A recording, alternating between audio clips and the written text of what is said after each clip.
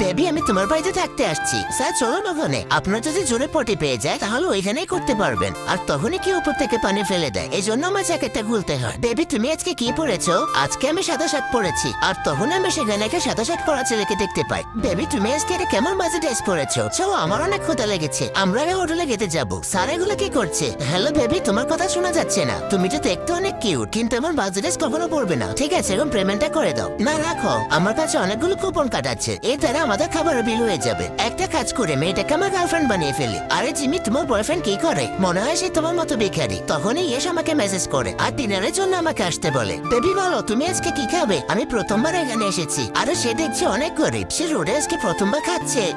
এই নাও বেবি, এই ফুল তোমার জন্য। ধন্যবাদ। তোমার বয়ফ্রেন্ড দেখছি অনেক গরিব। আমার বয়ফ্রেন্ড এখনই আসছে, সে একটা দামি গাড়িতে করে আসবে। সে এসে আমাকে দামি গাড়িতে করে নিয়ে যাবে। আর এটা তো এসে আমার অ্যাসিস্ট্যান্ট। হায় আল্লাহ, আসছে এখানে মাল খাওয়ার আগে এখান থেকে পালা। তারপরই এসে আমাকে কোলে করে নিয়ে তার গাড়িতে বসায়। পরবর্তী পর্ব দেখতে হলে পার্ট 2 কমেন্ট করো। আর বন্ধুরা, তোমরা কে ভিডিওতে লাইক সাবস্ক্রাইব করো না?